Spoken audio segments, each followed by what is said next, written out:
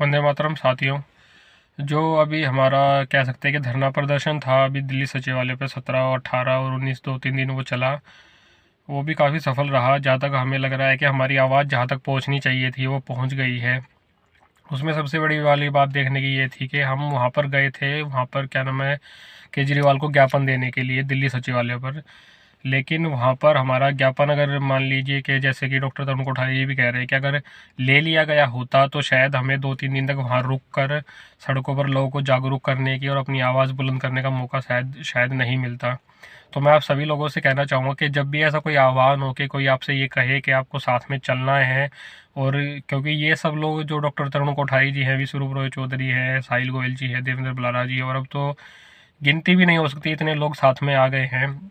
वो सब लोग अपने लिए कुछ भी नहीं कर रहे हैं, वो सब लोग आपके और अपने दोनों के परिवारों को और बच्चों को बचाने के लिए, और सबसे बड़ी बात है वंश को बचाने के लिए। क्योंकि ये बार बार जो बूटी आपके शरीर में डाली जा रही है, फर्स्ट डोज कभी सेकंड डोज के नाम पर, ये किसी भी हाल में ये कह लो कि आपको बीमार करने के लिए ही दी जा रही है, कोई आपको स्वास्थ्य करने के लिए नहीं दी जा रही है।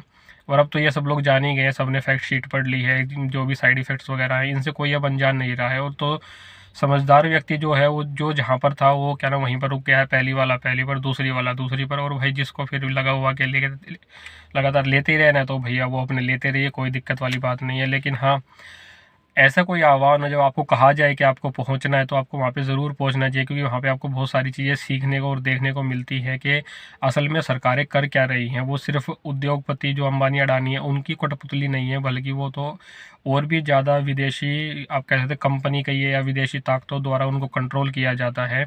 सरकारें जो कुछ भी कर रही हैं वो आपको कंट्रोल करने के लिए कर रही है। पिछले 2 साल से जो ये ड्रामा चल रहा है, मैं अब तो इसे बीमारी भी नहीं कहता, मैं इसे ड्रामा ही कहता हूँ, क्योंकि ये ड्रामा जो चल रहा है पिछले 2 साल से ये सिर्फ आपकी माइंड प्रोग्रामिंग कर रहा है। आपको वो सब चीज़ें मानने के लिए कहा जा रहा है जो पूरी तरह से मतलब अवैज्ञानिक है, जिनका कोई वैज्ञानिक आधार नहीं है। और सबसे बड़ी बात, कुछ चीज़ें ऐसी मानने के लिए कहा जा रहा है, जैसे आप फेस पे डाइपर नहीं पहनेंगे तो आपका कितने का भी मतलब 500 का कहीं है, कहीं 200 का, कहीं 2000 का चालान आपका कटता है। तो वो पूर्णतः गैर कानूनी है, जिसके लिए संविधान में कोई प्रावधान नहीं किया गया है भारत सरकार द्वारा, फिर भी आपको वो चीज़ें मानने के लिए कहा जा रहा है। तो ऐसी चीज़ों को मत मानिए, क्योंकि अगर आपका माइंड एक बार इन चीज़ों को मानने लगा और आपकी प्रोग्रामिंग होने लगी तो फिर वो रुक नहीं पाएंगी। और आने वाली जो पीढ़ी, जो आपके बच्चे अभी बड़े हो रहे हैं, वो इस चीज़ के लिए आदी हो जाएंगे कि सरकारें जो कहेंगी वो मान लेंगी। वो इस चीज़ को कभी नहीं देखेंगे कि वो सही है या गलत है, वो हमारे लिए फ़ायदेमंद है या नुकसानदायक है, वो उसका कोई वैज्ञानिक आधार भी है या नहीं है। तो अपने बच्चों को ऐसी आदतें मत डालिए कि वो आँख मूंद करके सबकी बातें माने और उनके साथ ही चलने लगे। आपके बच्चों में क्रिटिकल थिंकिंग का पैदा होना बहुत ज़रूरी है, वही उनके सर्वाइवल को आगे जाकर बचा करके रखेगी। तो मैं आप सबसे यही कहना चाहता हूँ कि हर चीज़ को थोड़ा देखिए समझिए, और जो ये फेस पे डाइपर है इसको पहनना बंद कीजिए। इसकी आपको कोई ज़रूरत नहीं है, ये किसी प्रकार के संक्रमण को नहीं रोकता, उल्टा आपको हाँ मतलब कई सारी स्टडीज़ ऐसी हैं जिसमें ये आपको 100% बीमार ज़रूर करता है लगातार आप इसे लॉन्ग टर्म तक अगर पहन कर रखते हैं तो। अभी डाइपर शब्द भी हमें इन्हीं 2-3 दिनों में यहाँ से मिला है, फेस पे डाइपर पहनने वाला शब्द भी। क्योंकि मतलब जितनी गंदगी एक बच्चे के डाइपर में होती है उतनी ही या उससे भी कहें कि जानलेवा गंदगी जो है इसमें लगातार आप इसको 6-7 घंटे 8 घंटे, और हमारे पुलिस वाले भाइयों को तो मजबूरी में इनको क्या 10-10 12-12 घंटे भी पहनना पड़ता है। तो आप सोचिए कि उनके शरीर का ऑक्सीजन लेवल कम होगा तो अपने आप ही हमारे दिमाग की सोचने की क्षमता कम होगी। और 1-2 घंटा मास्क आप पहनिए, उसके बाद में आप कोविड टेस्ट कराइए, आपका 100% वो टेस्ट क्या पॉजिटिव ही आने वाला है। तो इन सब चीज़ों को इग्नोर कीजिए, बल्कि मैं कहूँगा इनका बहिष्कार कीजिए। और साहिल गोयल जी ने, देवेंद्र बलारिया जी ने और हम सब ने उस दिन पार्क में बैठ कर के थाने से बाहर आने के बाद में पार्क में बैठ कर के हमने क्या ना असहयोग आंदोलन का ही फैसला किया है। वो भी जल्द ही देश में शुरू होगा। जितना हो सके इन चीज़ों का से अपने आप को बचा कर रखिए, अपने बच्चों को बचा कर रखिए। बच्चों को मास्क फेस पे डाइपर पहनने की आदत मत डालिए, क्योंकि अगर एक बार उनको आदत हो गई तो फिर सब कुछ अगर कल को ठीक भी हो जाता है तो वो इस आदत को छोड़ नहीं पाएंगे, क्योंकि उनके संस्कारों में वो आदत क्या नाम है डल जाएगी। और जो संस्कारों में एक बार डल जाता है वो कभी छूटता नहीं है, वो अच्छा हो या बुरा हो, ये बात आप जानते ही हैं।